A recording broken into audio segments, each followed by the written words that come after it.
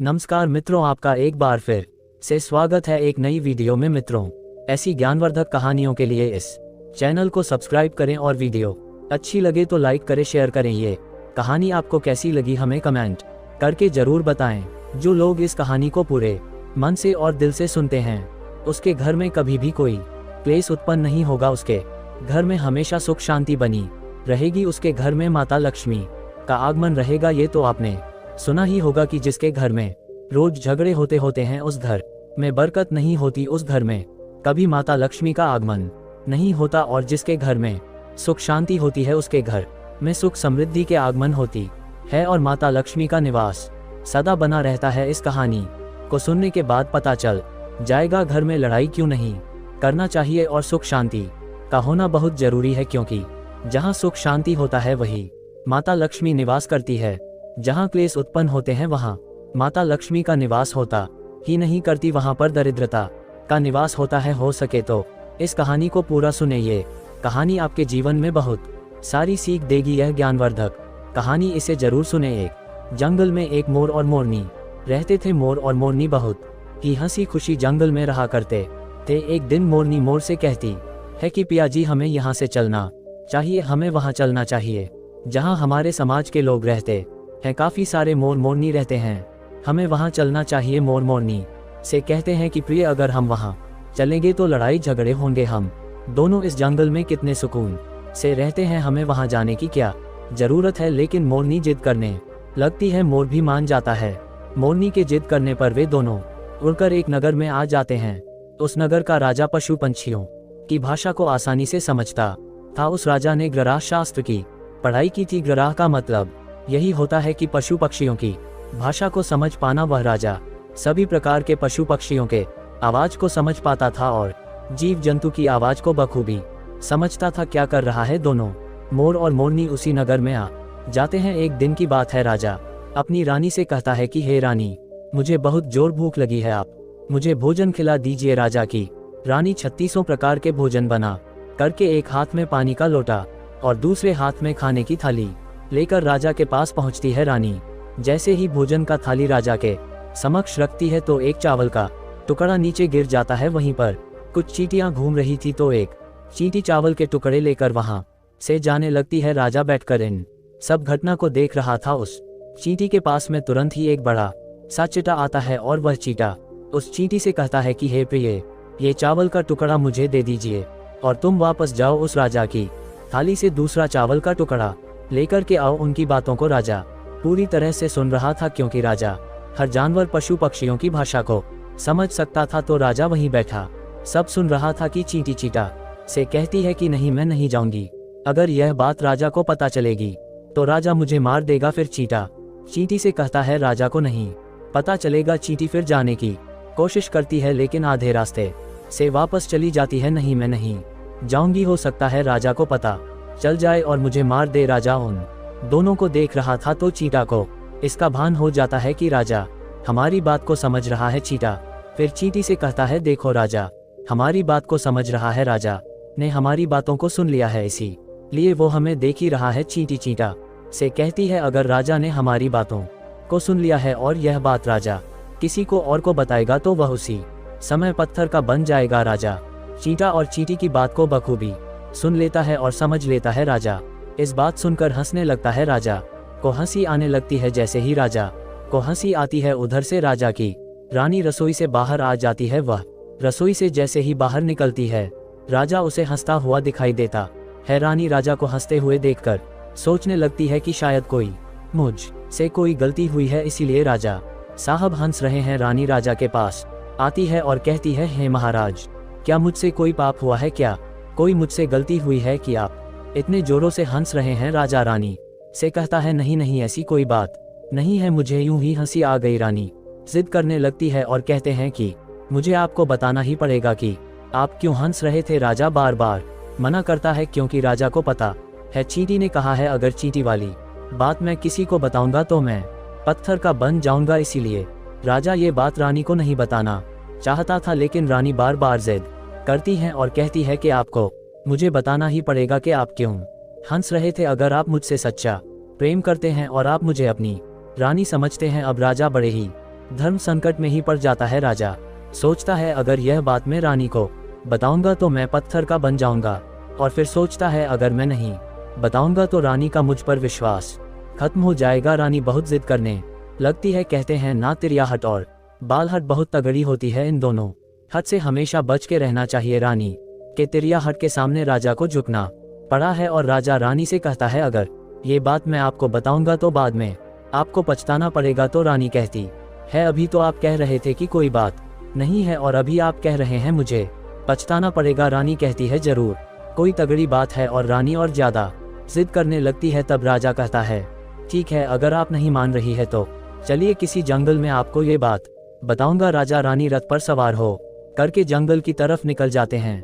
जैसे ही वो घनघोर जंगल पहुंच जाते हैं तब राजा सारी बात रानी को सुनाने लगता है। जैसे ही राजा थोड़ी थोड़ी बात रानी को सुनाने लगा वैसे वैसे वो धीरे धीरे पत्थर का बनता गया। जैसे ही राजा रानी को आधी बात सुनाई वो आधा पत्थर का हो गया। राजा फिर रानी से कहता है हे रानी, मैं धीरे धीरे पत्थर का बनता जा रहा हूँ, तुम बाद में बहुत पछताओगी। रानी कहती है कि हे राजा साहब, थोड़ी सी बात बची है, आप उसे भी सुना दीजिए। राजा पूरी बात बता देता है और राजा पूरा पत्थर का बन जाता है। रानी के इस जिद के कारण राजा पूरा पत्थर का बन जाता है। रानी रोने लगती है। रानी उस पत्थर को हिलाने की कोशिश करती है। भारी भरकम पत्थर कैसे हिला पाती है क्योंकि राजा बहुत ही भारी था। राजा पत्थर का बन जाता है और उधर रानी सर पटक के रोती है, छाती पीटती है और खूब बिलाप करती है। हर किसी जीव जंतु से सहायता के लिए गुहार करती है। इन सब कहानी को मोर और मोरनी बखूबी देख रहे थे।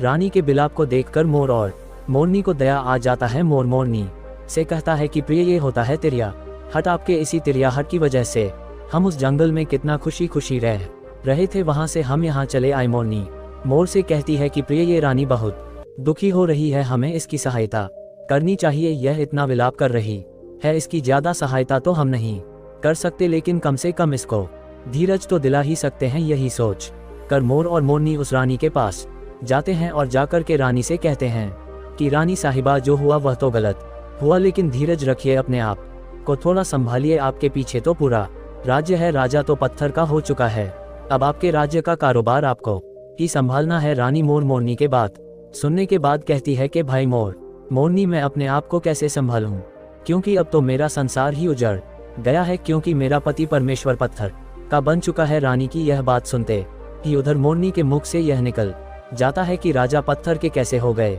राजा तो इंसान थे, अच्छे भले थे, ये कैसे हो गया कि राजा पत्थर बन गए। रानी वही बात बताने लगती है जो राजा ने चींटी वाली बात रानी को बताई थी। रानी वही बात मोर और मोरनी को बताने लगती है और रानी भी धीरे धीरे करके पत्थर का बन जाती है। और जब रानी पत्थर की बन जाती है और राजा तो पहले से ही पत्थर बन चुके थे, जब दोनों पत्थर के हो जाते हैं तो उधर मोर मोरनी को चिंता सताने लगती है और मोर और मोरनी बहुत दुखी हो जाते हैं। मोर मोरनी को ये चिंता सताने लगती है कि यह विपत हम पर भी आ सकती है, क्योंकि राजा भी उसी चींटी वाली बात से पत्थर बन चुके हैं और रानी भी उसी चींटी वाली बात से पत्थर बन जाती है। मोर मोरनी से कहता है हम पर भी यह खतरा मंडरा रहा है, क्योंकि तुम स्त्रियों से कोई बात छुपती नहीं है। मोरनी मोर से कहती है कि पिया जी, यहाँ से हम दूर चलें क्या। मोर मोरनी से कहता है कि हे मूर्ख, दूर जाने से क्या फायदा है, ये संकट तो धरती के किसी भी कोने में हमारा पीछा नहीं छोड़ेगा, ये खतरा तो हमेशा हमारे ऊपर बना ही रहेगा। अगर जाने अनजाने में भी हमारे मुंह से निकल गई तो हम भी पत्थर के बन जाएंगे। इसी बात को लेकर मोर और मोरनी बहुत दुखी हो जाते हैं, बहुत चिंतित हो जाते हैं। रात दिन उनको ये दुख खाया जाता, ना भोजन करते और ना चैन से सोते, बस रात दिन उनको यही दुख सताती कि कहीं ये बात हमारे मुख से निकल ना जाए। यदि यह बात भूल कर भी निकल गई तो हम दोनों पति पत्नी पत्थर के बन जाएंगे। यही सोचकर मोर ने दिमाग लगाया, यदि मैं सारे चींटियों को खत्म कर दूं तो यह सब खत्म हो जाएगा, क्योंकि सब कराधरा तो चींटियों का है। मोर मोरनी से कहता है कि प्रिय, इस दुनिया से हम चींटियों को खत्म कर दे तो यह संकट भी समाप्त हो जाएगा। मोर मोरनी इस बात से राजी हो जाते हैं और सभी चींटियों को मारकर खाना शुरू कर देते हैं। मोर और मोरनी का इतना आतंक हो गया था कि सभी चींटियां डर के मारे धरती के अंदर बिल खोद कर छुप गए। मोर और मोरनी ऐसी निगरानी रखते कि जहां भी उनको चींटी दिखती तुरंत उनको मार डालते, और कोई भी चींटी मोर और मोरनी के आतंक की वजह से बाहर नहीं आते। सभी चींटियां धरती के अंदर बिल में जाकर छुप गई। काफी समय बीत जाने के बाद चींटियों को भूख सताने लगी, क्योंकि भोजन तो बिल में मिलता नहीं भोजन तो बाहर मिलता है जैसे भोजन लेने के लिए। चींटियां बाहर आती, मोर उसे पकड़ लेता और जान से मार देता एक चींटी, और एक चींटा बिल के अंदर भूख के मारे तड़पते हुए श्री हरि विष्णु का जोरदार भजन करने लगे। भक्ति करते करते उन्हें ये भी नहीं मालूम था कि वह कहाँ है कहाँ नहीं है। वह घनघोर तपस्या में लीन हो गए। अंत में जाकर श्री हरि विष्णु उन्हें दर्शन देते हैं और भगवान विष्णु कहते हैं कि चींटी चींटा जो तुम्हें मांगना है मांग सकते हो, हम तुम्हारी भक्ति से हम प्रसन्न है। क्योंकि चींटा और चींटी ने निराधार भक्ति की थी, ना कोई जल ग्रहण किया ना कोई अन्न ही ग्रहण किया, इसलिए भगवान विष्णु बहुत जल्दी प्रसन्न हो गए और आकर कहने लगे हे कि चींटा चींटी जो तुम्हें जो वरदान मांगना हो मांग सकते हो, हम तुम्हारी भक्ति से बहुत प्रसन्न हैं। उधर चींटा चींटी ना जाने कितने दिनों से भूखे प्यासे थे। दोनों एक ही बात कहते हैं कि हे प्रभु, अगर आप हमें वर देना चाहते हैं तो हमारे पेट में गांठ लगा दीजिए। उन्होंने सोचा कि अगर हमारा पेट ही नहीं रहेगा तो बाहर क्यों जाएंगे और मोर मोरनी हमें नहीं खाएंगे। इसीलिए उन्होंने मांगा कि हे प्रभु, हमारे पेट में गांठ लगा दीजिए। भगवान विष्णु कहते हैं तथास्तु, और चींटियों के पेट में गांठ लग जाती है। आज भी चींटियों के पेट में गांठ लगी हुई है। चींटियों का पेट नहीं होता फिर चींटा और चींटी भगवान विष्णु से कहते हैं कि हे प्रभु, हमारे पेट में तो गांठ लग गई है, लेकिन अभी भी हमें मोर और मोरनी से खतरा है। मोर और मोरनी अभी भी हमारे इंतजार में ऊपर जमीन पर बैठे हैं, और वो लोग जैसे ही हमें देखेंगे हमें मार देंगे। भगवान विष्णु और चींटा चींटी मोर के सामने आते हैं। भगवान विष्णु मोर से कहते हैं, हे मोर, तुम चींटियों का शिकार करना बंद करो। इसमें चींटियों का कोई दोष नहीं है। जो दोषी था वो राजा था, क्योंकि राजा ने गृह शास्त्र की पढ़ाई की थी, इसीलिए वह सभी जीव जंतुओं की भाषा को समझने में सक्षम था। इसके साथ साथ वह जिस भाषा को समझता था उसी का रूप बदलने में भी वह सक्षम था। उन पशु पक्षियों का वह रूप भी धारण किया करता था, और जब वह राजा रूप धारण करता था तब उन पशु पक्षियों के साथ संभोग भी किया करता था। और जब वह पशु पक्षी गर्भ धारण किया करते थे तो उन्हें छोड़कर के वह इंसान बन जाता था, और फिर ऐसे पशु पक्षियों पर जोर से हंसता था। इसकी इसी मूर्खता के कारण ही आज ये राजा पत्थर का बना पड़ा है। मोर कहता है, हे प्रभु, उनकी पत्नी रानी का क्या दोष है। श्री हरि विष्णु कहते हैं कि उनकी पत्नी भी उनके इस पाप में भागीदार है, क्योंकि उनकी पत्नी अगर इनको रोकती तो इतना बड़ा पाप नहीं करता, तो इसलिए उनकी रानी भी इस पाप में भागीदार है। इसीलिए आज वह भी पत्थर का बन चुकी है। भगवान श्री हरि विष्णु के समझाने के बाद मोर उनसे कहता है, अगर इस बात को हम किसी से कहें जो कि रानी ने हमें सुनाई है, तो क्या हम पत्थर के बन जाएंगे। श्री हरि विष्णु कहते हैं कि तुम्हारा ये श्राप समाप्त हो चुका है। तुम्हें ये बात किसी और से कहने पर कोई फर्क नहीं पड़ेगा। आप किसी से भी कह सकते हैं, तुम्हारे ऊपर से यह खतरा टल चुका है। मोर और मोरनी बहुत प्रसन्न हो जाते हैं। उनकी खुशी का कोई ठिकाना नहीं रहता है। श्री हरि विष्णु अंतर्ध्यान हो जाते हैं, वह चले जाते हैं। इधर मोर मोरनी के खुशी का कोई ठिकाना ही नहीं था। अगर किसी जानवर किसी पशु को खुशी होती है तो वह झूमने लगता है, नाचने लगता है। यही बात मोर के साथ हुआ। मोर को जैसे ही पता चला कि उनके ऊपर से खतरा टल गया, खुशी से नाचने लगा, जोरदार नाचने लगा।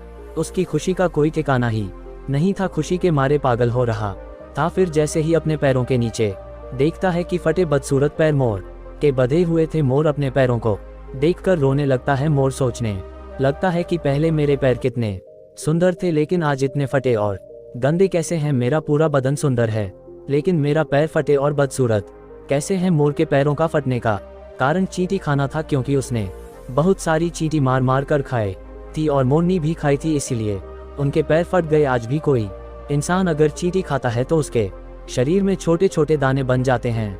यदि आप ज्यादा मात्रा में चींटी खाओगे तो आपका शरीर फटने लगेगा। सांप केंचुली क्यों छोड़ता है?